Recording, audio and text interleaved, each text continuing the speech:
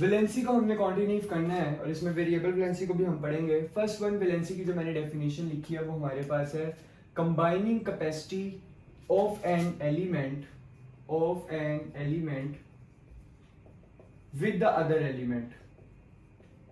एक तो ये हमारे पास सिंपल डेफिनेशन है वैलेंसी की, combining capacity of an element with the other element. एक एलिमेंट की दूसरे एलिमेंट के साथ combining capacity, that is non valency. और फिर मैंने एक और डेफिनेशन लिखी है बहुत सिंपल, बहुत ही short, that the number of bonds an atom can formed. What does it mean by, यानी कि एक एटम है वो जितने नंबर ऑफ बॉन्ड्स बनाएगा, सिंपल वो उसकी क्या होगी, वैलेंसी होगी। बात लग रही है समझ, क्या कह रहा हूं मैं? The number of bonds an atom can form, हमारे पास एक एटम जितने नंबर ऑफ बॉन्ड्स बनाएगा, सिंपल वो उसकी क्या कहलाएगी, वैलेंसी कहलाएगी। अब देखें थोड़ी सी अगर हम बात करें पीरियोडिक टेबल में, तो हमारे पास 8 ग्रुप्स या 18 ग्रुप्स जो हमारे पास हैं, ग्रुप नंबर 1 2 3 4 5 6 7 एंड 8। अब ये जो ग्रुप्स होते हैं ये हमारे पास किस चीज को रिप्रेजेंट कर रहे होते हैं? फर्स्ट ऑफ ऑल जो हमारे पास ग्रुप्स हैं ये रिप्रेजेंट करते हैं किसी भी एलिमेंट की वैलेंसी को। और सेकंड वन हमारे पास किसको रिप्रेजेंट करते हैं? नंबर ऑफ इलेक्ट्रॉन्स को in the outermost shell, in the outermost shell, या हम उसको वैलेंस शेल भी कहते हैं। ठीक है, अच्छा क्या कहा है मैंने कि जो ग्रुप्स होते हैं वो किसको रिप्रेजेंट करते हैं? वैलेंसी को। जिस एलिमेंट का, जिस एटम का जिस ग्रुप से ताल्लुक होगा उसकी वही क्या होगी, वैलेंसी होगी। लेकिन आपने इसको जरा अंडरस्टैंड करना है, ये ऐसा है नहीं, जितना इजी लग रहा है ना उतना होता नहीं है, जरा समझना है आपने इस कॉन्सेप्ट को। और number of electrons in the outermost shell या वैलेंस शेल, ये हमारे पास रिप्रेजेंटेशन होती है ग्रुप्स की। अच्छा अब हमारे पास, मैंने आपको ये बात भी बताई थी कि नेचर में हमारे पास जो एलिमेंट्स होते हैं वो दो तरीके से अपने आप को स्टेबल करते हैं, या तो वो डुप्लेट को फॉलो करते हैं या वो ऑक्टेट को फॉलो करते हैं। अब डुप्लेट मींस 2, यानी कि वो एलिमेंट जो अपना डुप्लेट कंप्लीट करने हैं उनको कितने इलेक्ट्रॉन्स की रिक्वायरमेंट है? 2 इलेक्ट्रॉन्स की रिक्वायरमेंट है according to the terms. Like hydrogen है, उसके आउटर मोस्ट शेल में 1 है, तो 1 तो ऑलरेडी पड़ा हुआ है, तो उसको मजीद कितने चाहिए? 1 चाहिए अपने डुप्लेट कंप्लीट करने के लिए। और हमारे पास जो ऑक्टेट रूल होते हैं, ऑक्ट मींस 8, अब वो हमारे पास जो एटम है या एलिमेंट है जो कि ऑक्टेट को फॉलो करते हैं, अब उनके पास जितने भी इलेक्ट्रॉन्स हैं, अब मजीद उनको जितने इलेक्ट्रॉन्स चाहिए होते हैं वही उनकी क्या होती है, एक्चुअली वैलेंसी होती है। बात लग रही है समझ में क्या कहना चाह रहा हूं? अच्छा अब देखें ग्रुप नंबर 1 जो है हमारे पास, अगर मैं सिंपल बात करूं, ग्रुप नंबर 1 का कोई भी एलिमेंट है, अब 1 से उसका ताल्लुक है, तो इसका मतलब है कि उसकी वैलेंसी भी क्या होगी, 1 होगी।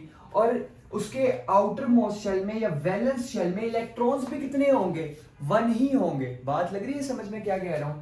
देखिए ना, मैंने अभी कहा है groups always represent the number of electrons in the valence shell और इट्स वैलेंसी। तो अगर मैं बात करूं सोडियम, तो देखिए सोडियम का ग्रुप नंबर 1 से ताल्लुक है, तो सोडियम की वैलेंसी क्या होगी, 1 होगी। और आउटर मोस्ट शेल में इलेक्ट्रॉन भी कितने हैं, 1 है। हम इसको प्रूव भी अभी करेंगे। अच्छा फिर आते हैं ग्रुप नंबर 2 में। अब ग्रुप नंबर 2 से जिसका ताल्लुक है, इट मींस कि उसकी वैलेंसी क्या होगी, 2 होगी। आउटर मोस्ट शेल में इलेक्ट्रॉन भी कितने होंगे, 2 ही होंगे। जिसका 3 से ताल्लुक है उसकी वैलेंसी 3, और उसके आउटर मोस्ट शेल में इलेक्ट्रॉन भी कितने होंगे, 3 ही होंगे। अच्छा अब ये 3 तक जो बात है वो तो ठीक है, यहां तक तो ये बात बिल्कुल ठीक है, लेकिन 4 5 6 7 8 में जाके ये कॉन्सेप्ट थोड़ा सा चेंज हो जाता है। 8 की हम बात नहीं करेंगे क्योंकि 8 ऑलरेडी उनके ऑक्टेट कंप्लीट है। 8 है ना, वो तो नोबल गैसेस से सारी, उनके तो आउटर मोस्ट ऑलरेडी कंप्लीट है, हमें उनकी बहस करने की जरूरत नहीं है।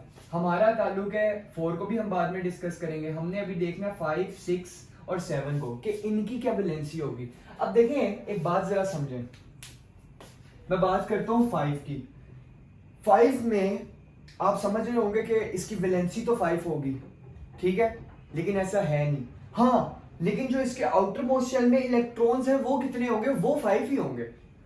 वैलेंसी 5 नहीं होगी, इलेक्ट्रॉन्स 5 ही होंगे। अब सवाल ये पैदा होता है कि सर आपने कहा कि जिस एटम का जो उस ग्रुप से, जिस एलिमेंट का जिस ग्रुप से ताल्लुक होगा उतनी ही उसकी वैलेंसी और उतनी ही उसके आउटर मोस्ट शेल में इलेक्ट्रॉन होंगे।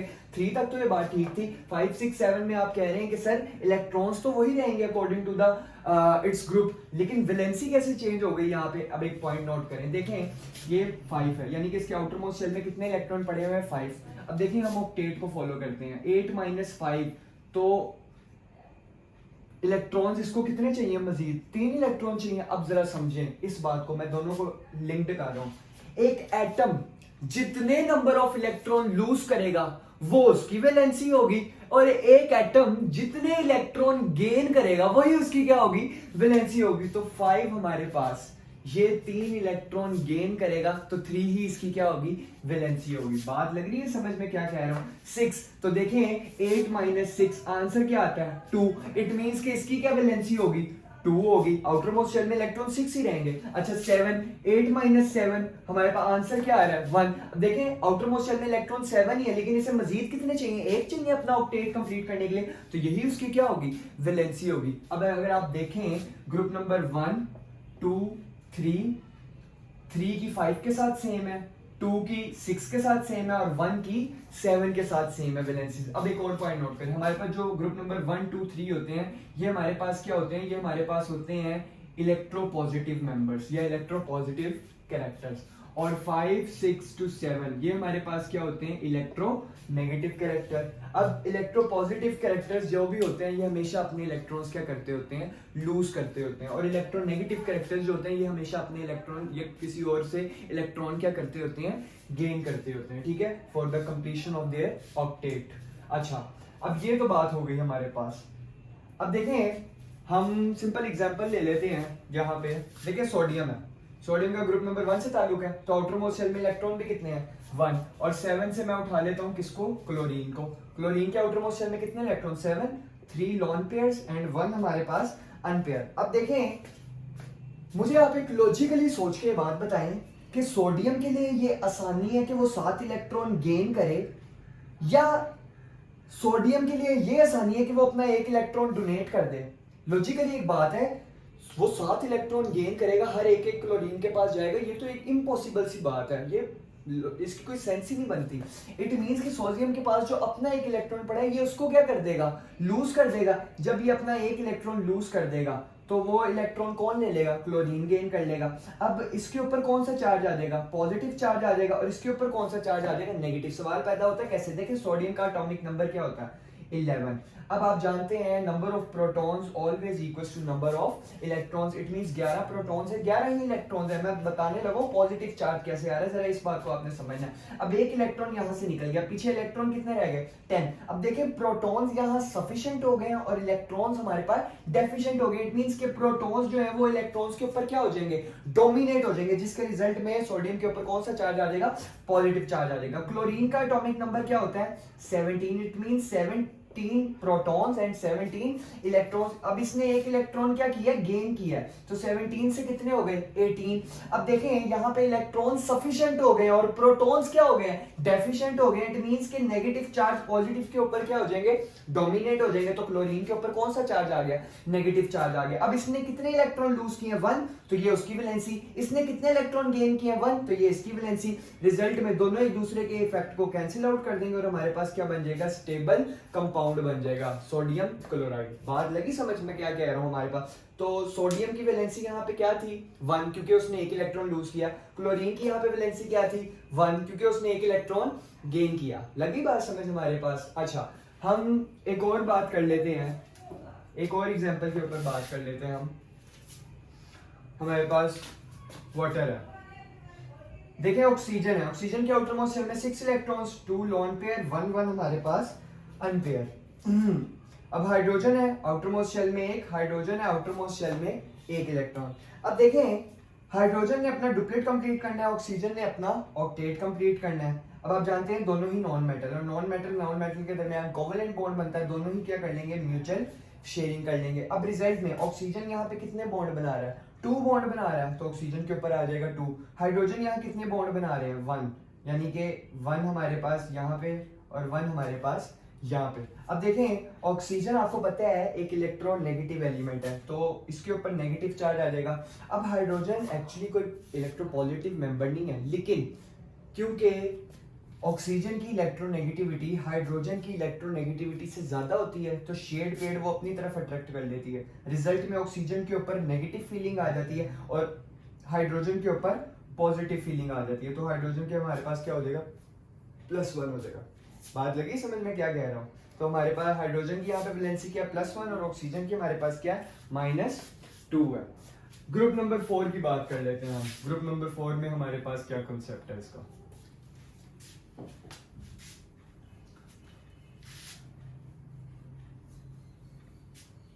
देखिए हमारे पास जो ग्रुप नंबर 4 है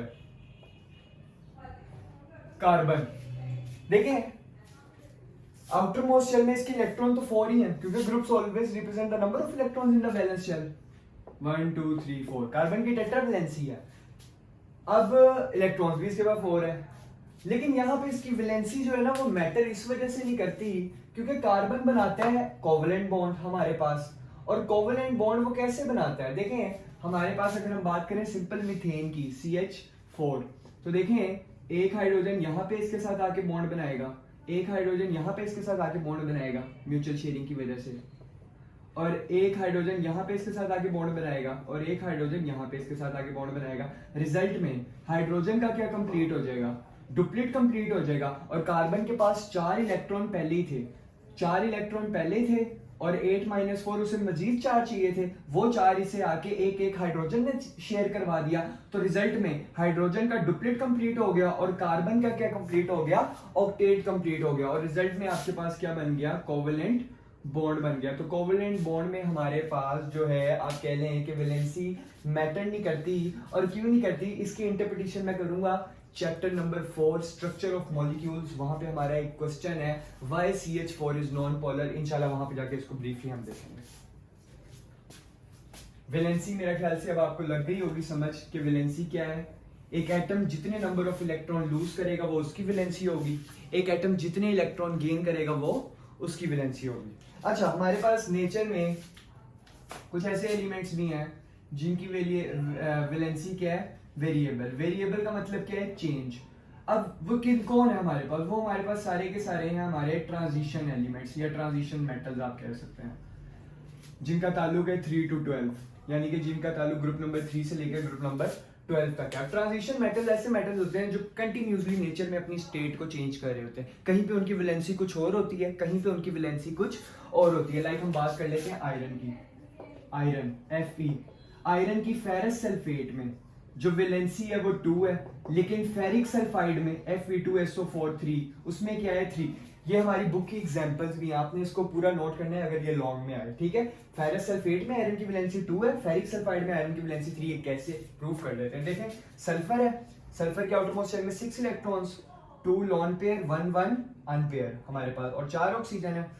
डबल बॉन्ड पे एक ऑक्सीजन, डबल बॉन्ड पे एक ऑक्सीजन, 6 इलेक्ट्रॉन्स इसके होते हैं, 2 सल्फर ने दे दिए, 6 इसके होते हैं, 2 सल्फर ने दे दिए, ऑक्टेट कंप्लीट। सिंगल बॉन्ड पे एक ऑक्सीजन, एक इलेक्ट्रॉन अभी भी इसका बचा हुआ है, और सिंगल बॉन्ड पे हमारे पास एक ऑक्सीजन, एक इलेक्ट्रॉन इसका बचा हुआ है। 6 होते हैं ना हमारे पास ऑक्सीजन के, तो 2 2 हमारे पास लॉन पेयर होते हैं और एक एक अनपेयर। एक अनपेयर सल्फर के साथ यहाँ पे, एक सल्फर के साथ अनपेयर यहाँ पे, अभी भी इनका अनपेयर एक इलेक्ट्रॉन बचा हुआ है। तो आयरन जो होता है वो अपना एक इलेक्ट्रॉन इस ऑक्सीजन को लूज कर देता है और एक इसको लूज कर देता है। तो the number of bonds an atom can form, कितने बॉन्ड बना रहा है 2, तो 2 आ जाएगा। और पॉजिटिव क्यों आएगा, क्योंकि ये मेटल है और मेटल के ऊपर कौन से चार्ज होते हैं, पॉजिटिव चार्ज होते हैं। तो देखें फेरस सल्फेट में इसकी वैलेंसी क्या आई 2। अब फेरिक सल्फाइड में जो इसकी वैलेंसी है वो 3 कैसे आती है, देखें सल्फर कितने हैं 1 3 3, पहले तो 3 सल्फर बना लें, 1 2 और हमारे पास 3। आउटर मोस्ट शेल में 6 इलेक्ट्रॉन्स ही हैं, और ऑक्सीजन कितने हैं 4 3 12। डबल बॉन्ड पे एक ऑक्सीजन, फिर डबल बॉन्ड पे एक ऑक्सीजन, सिंगल बॉन्ड पे एक ऑक्सीजन, एक इलेक्ट्रॉन इसका बचा, सिंगल बॉन्ड पे एक ऑक्सीजन, एक इलेक्ट्रॉन इसका बचा। सेम वही वाला कॉन्सेप्ट चल रहा है, कुछ नया नहीं है, सिर्फ एक चीज नहीं है वो बताता हूँ। डबल बॉन्ड पे ऑक्सीजन, फिर डबल बॉन्ड पे ऑक्सीजन, सिंगल बॉन्ड पे एक ऑक्सीजन, एक इलेक्ट्रॉन इसका बचा, सिंगल बॉन्ड पे एक ऑक्सीजन, एक इलेक्ट्रॉन इसका बचा, डबल बॉन्ड पे एक ऑक्सीजन, डबल बॉन्ड पे एक ऑक्सीजन, सिंगल बॉन्ड पे एक ऑक्सीजन, एक इलेक्ट्रॉन इसका बचा, और सिंगल बॉन्ड पे एक ऑक्सीजन, एक इलेक्ट्रॉन इसका बचा। देख लें सल्फर 3 है, 1 2 3, ऑक्सीजन कितने हैं 12, 4 3 12, 4 इधर लगे हैं, 4 इधर लगे हैं और 4 इधर लगे हैं, तो 4 3 12। आयरन कितने हैं 2। अब यहां पे आयरन के आउटर मोस्ट शेल में कितने इलेक्ट्रॉन है 3। एक ये इस ऑक्सीजन को लूज करेगा, एक ये इस ऑक्सीजन को लूज करेगा, एक ये इस ऑक्सीजन को लूज करेगा। बात लग रही है समझ में क्या कह रहा हूं? एक ये इसको लूज करेगा, एक ये इस वाले को लूज करेगा और एक ये इसको लूज करेगा। तो देखें आयरन हमारे पास यहाँ पे कितने बॉन्ड बना रहा है, 3 बॉन्ड बना रहा है आयरन ही। कहीं पे उसकी वैलेंसी 2 है, कहीं पे उसकी वैलेंसी 3 है। तो ऐसे एलिमेंट्स को हम कहते हैं जिनकी वैलेंसी वेरिएबल हो रही हो या वेरिएशन उसमें आ रही हो, चेंज हो रही हो, कहीं पे 2 हो कहीं पे 3 हो, दैट इज सिंपल आयरन। तो वो हमारे पास क्या होती है, उनकी वेरिएबल वैलेंसी होती है। वो किन की होती है, ओनली ट्रांजिशन मेटल्स।